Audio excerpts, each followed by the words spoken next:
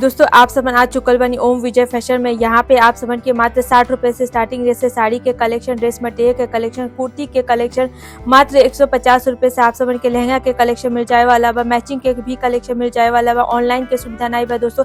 यहाँ पे विजिट करब तले लिखले की सुविधा, पिकअप एंड ड्रॉप की सुविधा निःशुल्क निस्वार्थ मिल जाए वाला बा, जेकर कोई भी चार्जेस आप सबन के पे नहीं करे खोई। चलिए और भी कलेक्शन देख लिया जाए। दोस्तों एक बार फिर से और आप सबन के स्वागत बा सूरत की बिगेस्ट कपड़ा मैन्युफैक्चरिंग कंपनी ओम विजय फैशन के यूट्यूब चैनल पे। दोस्तों आज हम आप सभी के दिखाए वाला बानी कुछ फैंसी साड़ियों के कलेक्शन। जैसे गर्मी बढ़ा था वैसे शादियों के सीजन भी मई जून जुलाई में बांटा दोस्तों। तो अगर वो शादी के सीजन में आप भी चाहते नहीं आपके दुकान में भरमार कस्टमर के भीड़ लगल ना, तो जल्दी से विजिट कर लीजिए ओम विजय फैशन में, जहाँ पे आप सबन के एक से बढ़ के एक कलेक्शन ब्यूटीफुल से कलेक्शन देखे के मिल जाए। और ये सब साड़ियाँ अगर परचेस करके अपने शॉप पे रखम ना, तो बहुत सारे कस्टमर खरीदी करे के आई हैं। तो चलिए बातें करते करते वीडियो भी स्टार्ट कर दिया जाए। सबसे फर्स्ट नंबर पर मैं आप सबन के दिखाते हैं जिमी चू फैब्रिक के अंदर हैंडवर्क वाली साड़ियों के कलेक्शन, जहाँ पे देखते हैं बहुत ही प्यारा सा यहाँ पे जो बॉर्डर एरिया देखे के मिल जाता है ना, हैंडवर्क की डिटेलिंग के साथ देखे के मिल जाए वाला बा। पूरी साड़ी प्लेन रहे वाला बा दोस्तों, लेकिन एक ऊपर देखते हैं सिल्वर करे के छोटे छोटे सिरोस्की दाने के वर्क देखे के मिल जाए वाला बा। दोस्तों ओम विजय फैशन सूरत के बिगेस्ट कपड़ा मैन्युफैक्चरिंग कंपनी है। यहाँ पे आप सबन जब परचेस करे के आए ना, तो बहुत सारे सपोर्ट, बहुत सारे सुविधाएं मिली, रेले खैले की सुविधा, पिकअप एंड ड्रॉप की सुविधा सभी निःशुल्क निस्वार्थ मिल जाए, जेकर कोई भी एक्स्ट्रा चार्जेस आप सबन के पे नहीं करे कोई। दोस्तों ई लाइन हर एक वीडियो के अंदर आप सब सुनत हो के, एक रीजन यह बात है दोस्तों कि हर एक वीडियो में नए नए कंज्यूमर जुड़े, नए नए लोग जुड़े न, ताकि उन सबके भी पता चल जाए हमारी कंपनी में कौन कौन से फैसिलिटी मिलने वाला बा। यही के नाते हम आप सबन के हर एक वीडियो में ई लाइन बोले नहीं।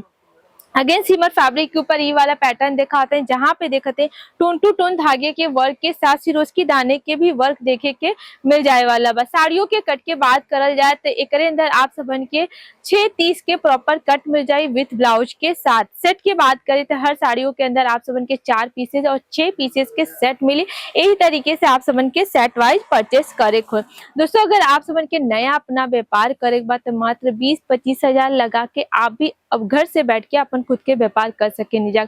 अगर शोरूम लेके करे बा या दुकान लेके करे बा, तो दुकान खरीदे कम से कम लाख रुपए लगाए पड़ी। शोरूम लेके करे बा दोस्तों ना, तो आप सबन के 2-2.5 लाख रुपए लगाए के पड़ी। काहे से शोरूम में आप सबन के हर एक वैरायटी रखे कोई, और कुछ फैंसी साड़ी, ब्राइडल साड़ी, अच्छी क्वालिटी के साड़ी रखे कोई। दोस्तों यहाँ पे हर प्रकार के साड़ियों के कलेक्शन मिल जाए। अगर दुकान वाला कलेक्शन चाहिए, शोरूम वाला कलेक्शन चाहिए, या घर बैठे वाला जो कम रेट वाली साड़ियाँ रहेला वो आप सबन के मिल जाए।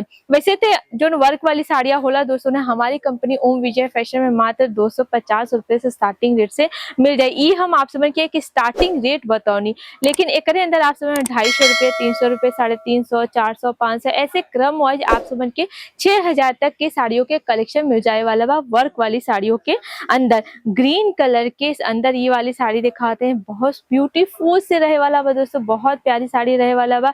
टिश्यू और गेंजा फैब्रिक के ऊपर मिल जाए वाला बा। जेकरे ऊपर वर्क के बात करते यहाँ पे देखते नहीं एक साइड में जरी के कॉन्सेप्ट के वर्क देखे के मिल जाए, साथ ही साथ एक जो जरी बनल बना यही के ऊपर देखते हैं जरकन डायमंड के वर्क देखे के मिल जाए वाला बा। पूरी साड़ी में यही तरीके से वर्क के साथ ये साड़ी देखे के मिल जाए।